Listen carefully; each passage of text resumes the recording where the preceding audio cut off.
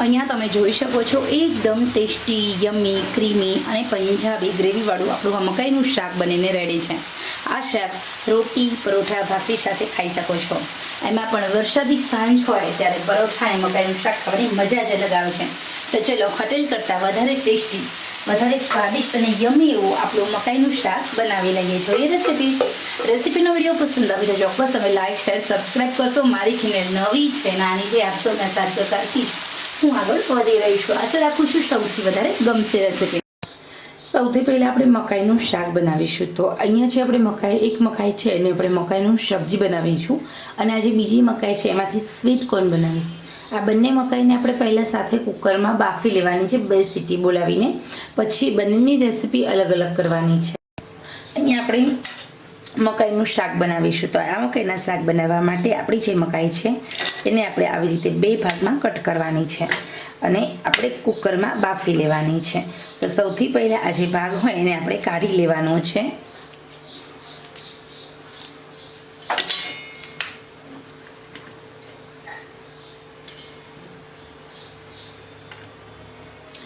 તો આવી રીતે આપણે મકાઈના એક મકાઈ હોય એના 2 ભાગ કરવાના છે અને પછી આપણે પ્રેશર કુકરમાં 2 સીટી કરી લઈએ।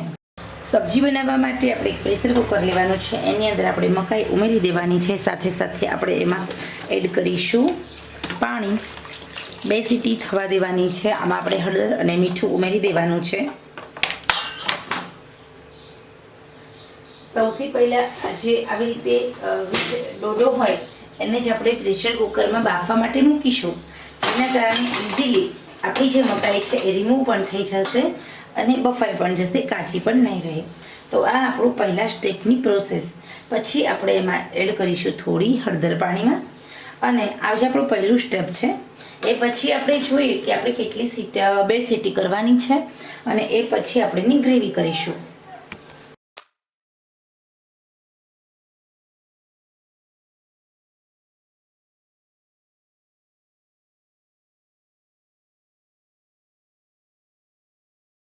તો અહીંયા આપણે બનાવીશું મકાઈનું શાક। મકાઈનું શાક બનાવવા માટે આપણે મકાઈને પહેલેથી બાફીને રાખી છે। કેવી રીતે બાફી છે આપણે આગળ જોઈ લીધું છે। હવે અહીંયા મેં તેલ લીધું છે, આપણે આશરે 4 વ્યક્તિ ખાઈ શકે એટલું આ શાક આપણું બનશે।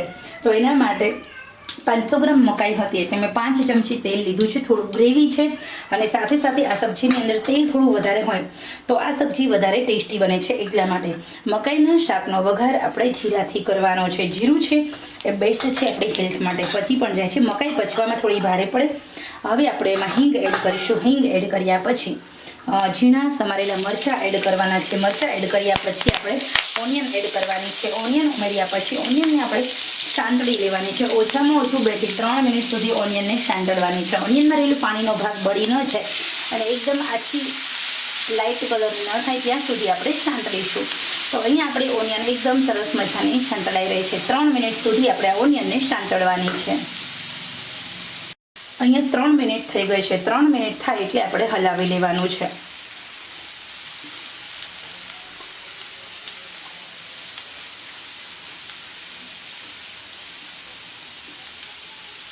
અને એ પછી આપણે એડ કરીશું ટામેટાં। તો ટામેટાં અહીંયા મેં 2 ડુંગળી મોટી મોટી અને 2 ટામેટાં લીધા છે। ટામેટાને પણ આપણે આવી રીતે એકદમ ઝીણા ઝીણા ચોપરમાં ક્રશ કરવાના છે। તમે મિક્સરમાં એની પેસ્ટ પણ બનાવી શકો છો। ટામેટાં 2 થી 3 લેવાથી જે આપણો કલર હોય છે એકદમ લાલ ચટાકેદાર બને છે અને મજા આવે છે ખાવાની। હવે આપણે ટામેટામાંથી પાણીનો ભાગ છૂટો પડે અને એકદમ ફટાફટ ચડે એટલે થોડું નમક એડ કરવાનું છે અને ટામેટાને આમ જ ચડવા દેવાનું છે।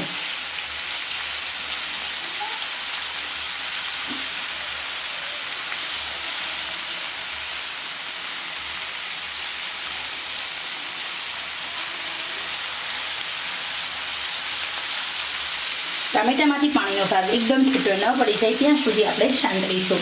તો અહીંયા તમે જોઈ શકો છો ટામેટામાંથી પાણી એકદમ છૂટું પડ્યું છે અને એકદમ ધીરે ધીરે ચડી રહ્યું છે।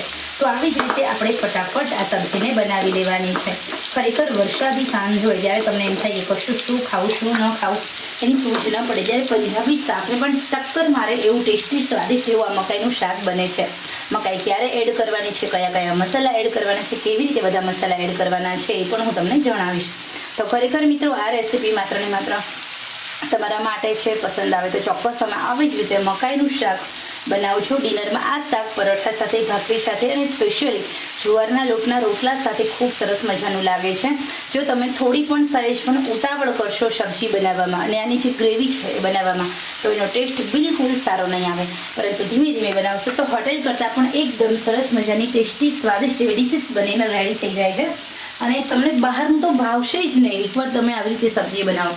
તો અહીંયા ખૂબી છે માત્ર ને માત્ર ગ્રેવી બનાવવાની. જો તમે ગ્રેવી પ્રોપર રીતે પર્ટિક્યુલર રીતે બધા મસાલાના બેલેન્સિંગ સાથે બનાવશો તો ચોક્કસ તમને સફળતા મળશે હોટેલ કરતાં વધારે ટેસ્ટી એવું ઘરે જ શાક બનાવવાની. તો અહીંયા 3 મિનિટ સુધી ફરજિયાત આપણે ટામેટાને ચડવા દેવાના છે. હવે આપણે ટામેટા ચડી જાય એટલે એમાં લસણની પેસ્ટ એડ કરીશું. આપણે અહીંયા અડધી ચમચી લસણની પેસ્ટ રેડી કરેલી એડ કરવાની છે. સાથે સાથે નમક એડ કરવાનું છે, હળદર એડ કરવાની ટેસ્ટ અકોર્ડિંગ. આપણે અહીંયા એડ કરીશું અડધી ચમચી કાશ્મીરી લાલ મરચું અને અડધી ચમચી છે રેશમ પટ્ટો મરચું. સાથે સાથે ગરમ મસાલામાં મેગી મેજિક મસાલાનો હું ઉપયોગ કરું છું, જેનાથી વધારે આપણું શાક ટેસ્ટી બને છે. અને હવે આપણે હલાવી લઈએ. તો અહીંયા આપણે એકદમ સરસ મજાની આ સબ્જીની ગ્રેવી બનીને રેડી છે. હવે આપણે આ ગ્રેવીને બધા મસાલા સાથે ચડવા દેવાની છે. લસણની પેસ્ટ છે એમાં પણ નમક છે, મકાઈ બાફેલી છે એમાં પણ મેં નમક એડ કર્યું છે. તો અહીંયા આપણે નમકને એ રીતે એડ કરીશું. અને ઓલરેડી મકાઈ આપણી સ્વીટ હોય છે, તો અહીંયા આપણે આ ગ્રેવીમાં કોઈ સ્વીટ વસ્તુ ઉમેરવાની નથી. તો હવે આપણે આ ગ્રેવીને ચડવા દેવાની છે. આશરે 2 થી 3 મિનિટ સુધી આપણે આ ગ્રેવીને ચડવા દઈએ. હવે અહીંયા આપણે ગ્રેવીમાંથી તેલ છૂટું પડી રહ્યું છે, એકદમ સરસ મજાની ઉકળી રહી છે. હવે આપણે એમાં બાફેલી બધી જ મકાઈ ઉમેરી દેવાની છે.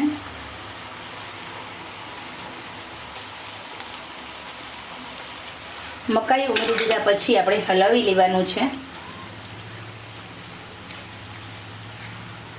અને આ સબ્જીને વધારે ટેસ્ટી બનાવવા માટે હજી આપણે એક વસ્તુ ઉમેરવાની છે, પરંતુ એ પહેલાં આપણે લીડ કવર કરીશું અને 3 થી 4 મિનિટ સુધી આમાં ચડવા દેવાનું છે. જેના કારણે મકાઈ છે એ થોડી અધકચરી હશે તો પણ ચડી જશે અને સાથે સાથે ગ્રેવી છે એનો ટેસ્ટ આપણે મકાઈના ટેસ્ટ સાથે સેટ થશે.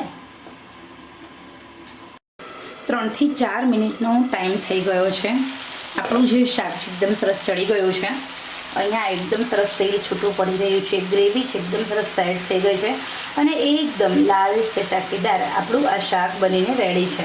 હવે આપણે આમાં 1 ચમચી મલાઈ એડ કરીશું, ઘરની એકદમ તાજી અને ફ્રેશ મલાઈ. મલાઈ એડ કર્યા પછી આપણે હલાવી લેવાનું છે. આમાંથી જે ટેસ્ટ બહુ સરસ મજાનો આવે છે મલાઈ એડ કરવાથી, ખાસ એકદમ યમ્મી અને સ્વાદિષ્ટ અને ટેસ્ટી. પણ મલાઈ આપણે લાસ્ટમાં એડ કરશું, નહીંતર જો સબ્જી આપણી ચડશે ને તો મલાઈમાંથી ઘી બની જશે અને આપણો જે ટેસ્ટ આવવો જોઈએ ગ્રેવીનો એ નહીં આવે. તો અહીંયા આપણું એકદમ યમ્મી સ્વાદિષ્ટ હેલ્ધી અને પૌષ્ટિક એવું મકાઈનું ગ્રેવીવાળું શાક પંજાબી બનીને રેડી છે. ખરેખર મિત્રો આપ સૌને પણ આ સબ્જી બનાવવાની રેસીપીનો વિડીયો પસંદ આવે છે તો ચોક્કસ તમે લાઈક, શેર, સબસ્ક્રાઈબ કરશો. મારી ચેનલ નવી છે, નાની છે, આપ સૌને સાચા કરતી આગળ વધી રહી છે. આશા રાખું છું લાઈક, શેર, સબસ્ક્રાઈબ કરશો. ચલો આપણે ફરી મળીએ નવા જ ઉપયોગી વિડીયો સાથે. ત્યાં સુધી આવજો. અહીંયા તમે જોઈ શકો છો એકદમ ટેસ્ટી, યમ્મી, ક્રીમી અને પંજાબી ગ્રેવીવાળું આપણું આ મકાઈનું શાક બનીને રેડી છે. આ શાક રોટી, પરોઠા, ભાખરી સાથે ખાઈ શકો છો. એમાં પણ વરસાદી સાંજ હોય ત્યારે પરોઠા અને મકાઈનું શાક ખાવાની મજા જ અલગ આવે છે. તો ચલો હોટેલ કરતાં વધારે ટેસ્ટી, વધારે સ્વાદિષ્ટ અને યમ્મી એવું આપણું મકાઈનું શાક બનાવી લઈએ. જોઈએ રેસીપીનો વિડીયો પસંદ આવે તો ચોક્કસ તમે લાઈક, શેર, સબસ્ક્રાઈબ કરશો. મારી ચેનલ નવી છે, નાની જે આપશો મેં સાથ કરતી હું આગળ વધી રહી છું. આશા રાખું છું સૌથી વધારે ગમશે રેસીપી.